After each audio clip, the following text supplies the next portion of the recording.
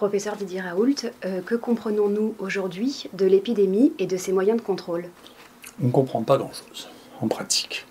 Je vous engage d'ailleurs à regarder sur notre site de l'IHU la merveilleuse conférence qu'a faite la semaine dernière Ioannidis, qui est l'homme le plus connu au monde, le plus cité, le meilleur scientifique est à Stanford, sur le domaine de l'épidémiologie, des essais thérapeutiques, qui est un homme qui a une intelligence absolument exceptionnelle et des données extraordinaires, et qui montre deux choses. D'une part, qu'il a une très très belle démonstration de la vanité des prédictions, en montrant qu'il a regardé état par état les prédictions et regardé ce qui se passait, et ça n'est jamais prédictif, ça ne marche jamais. C'est un point. Deuxièmement, il a fait une réanalyse, comme j'ai eu l'occasion de le dire, sur toutes les mesures sociales qui sont prises pour contrôler l'épidémie, et qui montre que, en comparant de pays à pays, y compris parmi les extrêmes, la Suède et la France, qui montrent que rien n'est supérieur à rien, et que donc il n'y a pas de mesure de contrainte sociale qui ait fait la preuve de son efficacité. Et je vais vous le montrer par un autre élément qui me paraît très important, c'est un élément qui est issu de notre institut.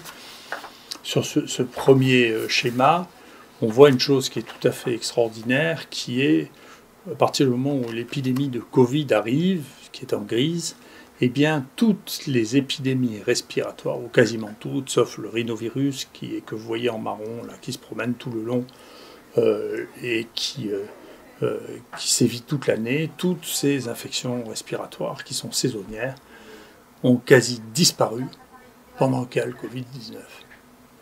Et donc ça veut dire, ça pose deux questions. L'une, c'est, et si on regarde en dessous les gastro-entérites, on a à peu près le même tableau, les gastro-entérites d'hiver, vous voyez, là, et là, pratiquement plus. Ça témoigne de deux choses. La première, il y a peut-être des phénomènes d'interférence entre les virus qui ont toujours fait que c'était difficile à prévoir. Vous voyez que, par exemple, les gens qui prédisent les épidémies de grippe ne pouvaient pas prédire, pas plus d'ailleurs qu'après H1N1, qu'il n'y aurait pas de grippe pendant l'hiver. Cette année, c'est imprévisible. Il y a des phénomènes extérieurs, sociaux, viraux, qui font que c'est totalement imprévisible. Vous voyez bien que d'une année sur l'autre, on ne peut pas prévoir ça. L'autre chose imprévisible, c'est pourquoi parmi les virus respiratoires, il y a juste les autres coronavirus, là que vous voyez en jaune, et puis parainfluenza 3, qui est un autre virus qui normalement n'est pas du tout en cette saison, et qui est beaucoup moins fréquent, et qui est beaucoup moins fréquent. Tout ça est totalement imprévisible. C'est la première des choses. La deuxième des choses, c'est que les mesures que nous avons prises de distanciation ou de lavage des mains ou de nettoyage à l'alcool ont probablement eu un rôle bénéfique sur la disparition des infections respiratoires et digestives. Mais pas du tout sur le Covid.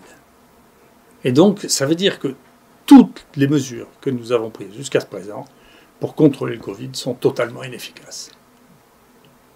Et donc, ça soulève une question, c'est que qui est la nature de mon interrogation scientifique et qui est la raison pour laquelle je suis, et je parais si hostile aux modélisations ou aux prédictions, c'est que déjà quand on connaît la plupart des paramètres, c'est très très difficile. Vous voyez, pour la grippe, qui est une maladie qu'on connaît depuis très longtemps, on ne peut rien prédire du tout.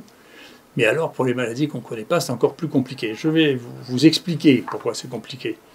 Les gens sont trop nerveux pour faire de la bibliographie, mais ils devraient faire la bibliographie. La bibliographie, il y a une chose tout à fait extraordinaire qui a été publiée, pas maintenant, hein, en 2014, donc il y a 6 ans de ça. Il y a des gens en Chine, à Hong Kong, qui ont réanalysé tous les cas de la première épidémie du virus qui est le plus proche de celui-là, qui est le SARS. Maintenant, on l'appelle le SARS-1. Et ils ont fait un travail de fourmi pour essayer de détecter tous les cas qui avaient été positifs autour de cet hôtel de Hong Kong, dont on pensait que c'était l'épicentre des choses.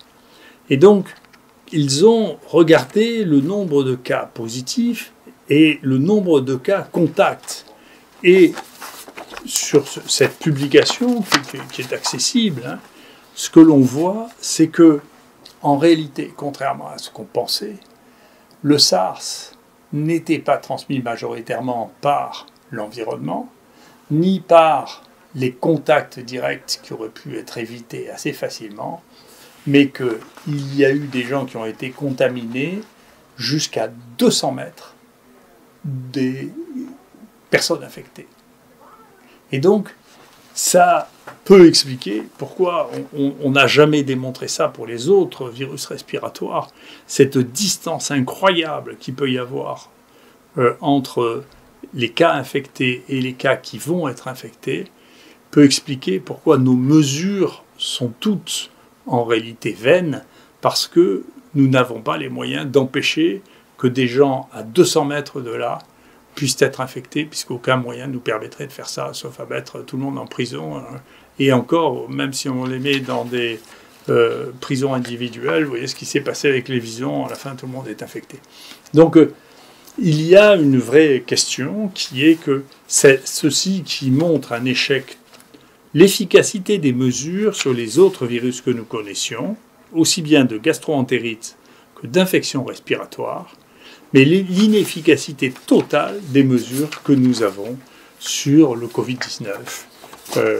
Et très certainement par un manque de connaissances. Donc ce qu'il faut développer, ce n'est pas des modèles, ce n'est pas des mesures prises dans le moment de l'angoisse, c'est d'essayer de comprendre comment se transmet ce virus que pour l'instant, nous ne connaissons pas. On ne sait pas assez ce qui se passe, on ne sait pas avec quoi c'est corrélé. Donc c'est un premier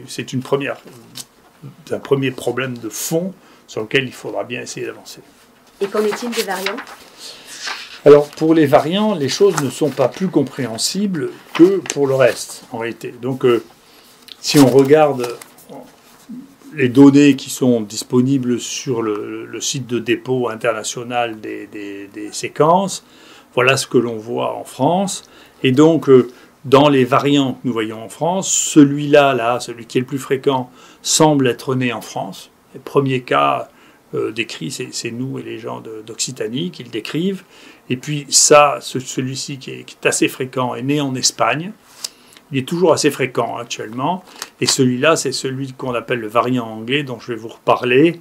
Les autres, le premier cas a pu être trouvé pour celui-là en Suède, pour celui-là en Autriche, pour celui-là en Irlande. Vous voyez, donc en fonction des pays, si l'on regarde maintenant des cartes qui ont été faites, celles-là n'ont pas été faites par nous, eh bien vous voyez que le tableau de répartition des variants est complètement différent d'un pays à l'autre et qu'on ne sait pas très bien pourquoi les variants se distribuent d'une manière tellement différente d'un pays à l'autre. Vous voyez ? C'est très... Alors ici, ce que l'on voit au Danemark et en Hollande, en rouge là, c'est les variants dont on sait qu'ils viennent des visons. D'accord ? Donc ça, c'est les visons. Ça. C'est les variants dont on sait qu'ils viennent des visons.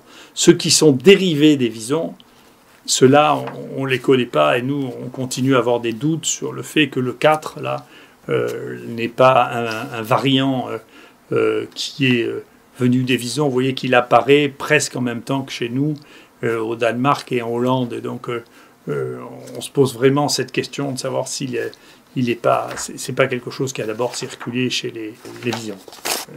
Et à propos du variant anglais, qu'en est-il ?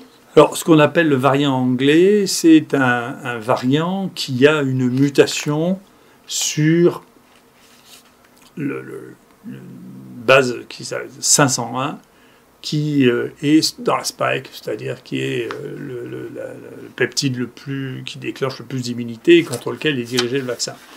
Si on regarde où est-ce que ce variant est apparu, en réalité, très très précocement, ici, en avril-mai, il commence à apparaître en Hollande, puis en Angleterre, et puis il se répand petit à petit. Mais ça, les couleurs ne sont pas liées à des variants différents, cette fois-là, c'est des pays différents. Et puis il explose en Angleterre. Mais, encore une fois, en Angleterre, comme dans le reste du monde, l'intérêt pour les mutations et les variants a été très tardif. Moi, je vois, on a reçu vraiment, quand on a commencé à vouloir publier nos premiers variants à partir du mois d'août, on s'est fait rejeter par Eurosurveillance, qui est le journal de toute la veille épidémiologique, 2 fois de suite, en leur disant, mais écoutez, on a des variants qui sont atypiques, qu'on n'a jamais vus, qui ont été importés d'Afrique du Nord, c'était notre Marseille 1. Donc ça n'intéressait pas les gens, il a fallu que finalement il y ait une déclaration du gouvernement anglais pour que ça devienne important. Et c'est très important parce que si vous regardez cette vidéo extraordinaire de Ioannidis, il vous dira qu'il semble que l'erreur majeure des gouvernements, c'est que la plupart d'entre eux n'ont jamais pensé par eux-mêmes. Ils n'ont agi que par imitation de ce que faisait le voisin. Et donc, c'est seulement quand les Anglais ont dit « Mais attendez, nous, maintenant, 90% des trucs, c'est quelque chose de nouveau », que les gens ont commencé à regarder ce que les autres disaient. Nous, on nous a dit plusieurs fois, on a même rapporté qu'à la télévision, il y a des collègues qui disaient qu'il n'y avait pas de mutants, qu'il n'y avait pas de... C'est parce que, plutôt que de regarder les données, d'analyser les données, eh bien, ils écoutaient ce que disaient leurs voisins. Alors, ils disaient « Non, nous, on n'a pas, et vous n'avez pas. » Donc, il n'y en a pas. C'est de la tradition orale antérieure à la tradition écrite, si vous voulez. C'est de l'imitation de comportement qui est carrément celle des primates. Nous, on a un cortex dont on doit se servir pour regarder, analyser les dates, parce que dans ce que je vous explique, comme d'habitude, bien entendu, ce que je vous explique, c'est que c'est pas prévisible, c'est qu'on ne sait pas contrôler ça, donc il faut essayer d'abord de comprendre, et ensuite on pourra prendre des mesures adaptées. En revanche, il apparaît de plus en plus clair sur le 501, ce que moi j'ai écrit, et pour l'instant on s'est fait rejeter le papier, mais on n'est pas inquiet. Il y a maintenant 5 personnes chez qui on a vu apparaître cette mutation 501 pendant qu'ils étaient traités par du Remdesivir. On a des données aussi au laboratoire, quand on met du Remdesivir, on voit apparaître des mutations dans le 501. Il est sorti un papier qui montre la même chose, et que j'ai surligné. Si vous mettez du Remdesivir, ce que les gens cherchaient, ce n'était pas du tout les mutations dans la spike.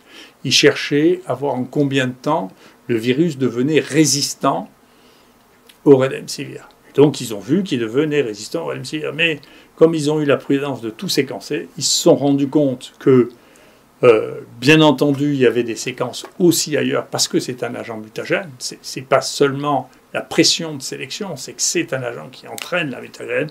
Et parmi les mutations qu'ils observent, eh bien, il y a la 501.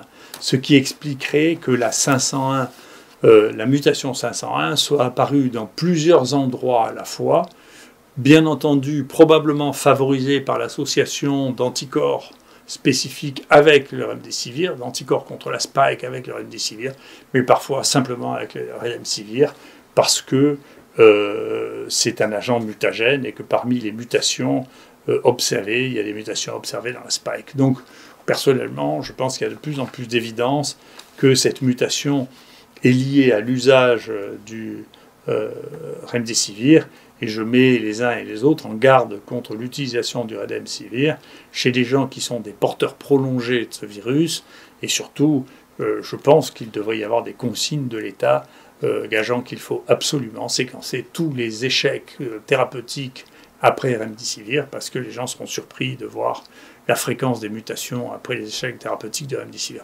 Donc le Remdesivir donne des échecs thérapeutiques évidents, ça ne marche pas parce que les virus deviennent résistants, et deuxièmement, il favorise l'apparition de mutants qui éventuellement poseront des problèmes ultérieurement pour la couverture vaccinale.